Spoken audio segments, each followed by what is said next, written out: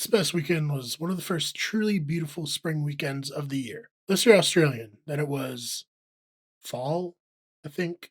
It was also not a beautiful weekend if you were Arrowhead Games, who watched their much praised game, Helldivers 2, get review bombed for the sin of requiring players to connect to PlayStation Network accounts. I will admit, I saw this and I was pissed. Well, maybe not pissed, but I let out a sigh. You know, you like the kind of sigh where you're being bitchy, you know it, but you just have to get your opinion out. Like, or maybe even it was like that. I don't understand why every company requires you to use their service to play their games. I can't even play Madden offline. I have to sign into EA servers. And if the servers are down or they have connection issues, I can't play. And that's likely the only place I'm ever going to see my Miami Dolphins ever win a Super Bowl or 7 in a row. And they occasionally take that away from me. So I was already on the side of the review bombers. Plus, in our world that is increasingly being purchased and sold off for scraps by a bunch of investment firms, putting us further and further beneath the boot of the rich, it's nice to show a large corporation like Sony that we, the people, can come together and make their reviews go down for like a little while, anyways. It actually was a pretty significant drop. Players essentially dropped a 500 kilogram bomb on what was once a pristine Steam page. Of course, there was the argument that this was always the part of the plan. It even says it on the game's Steam page.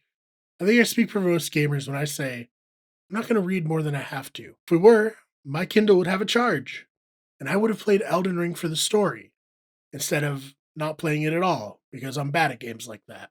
I only control F terms and conditions for the word giveaway because I remember reading that a brand did that once. I can't look up which brand because Google sucks now and thinks I'm looking for Reddit threads about the terms and conditions of giveaways. Besides, that strategy never really worked, so no one else try it. I can't have any of the tens of viewers of this video winning a giveaway over me. Worse yet, in a lot of countries, like 177, players can't even make a PSN account. So they would be locked out of the game that they bought. Eventually, once Sony realized that this wasn't going away, 100 years ago, men like me could have had people like that killed. Just like that. You think captains of industry like Andrew Carnegie or Cornelius Vanderbilt would have batted an eyelid? Please. Times sure have changed. Or have they? Of course they have. And for the better. they reversed their decision. Finally, the people, the humble workers of the world, stood up to a corporation and proved they aren't in charge. We are. Then this week, Microsoft stepped in to make sure that all the workers of the world know that, actually, no, the corporations are in charge when they shut down several of the gaming studios they owned.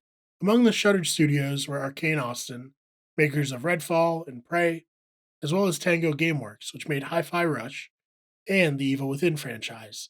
Those are good games. It proves once again that no matter what the company says or how hard you work for them, you'll always be at the whim of someone who is looking to maximize profits. I hope you like Call of Duty because that's all Microsoft is serving, at least for the next 5 years when Elder Scrolls 6 finally comes out.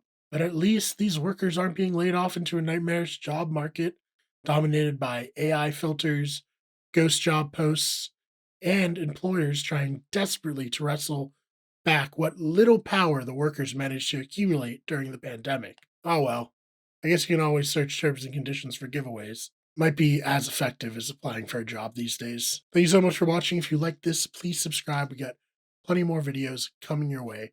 Of course, we have our sports channel, We Read Sports, and our podcasting channel, Better Radio.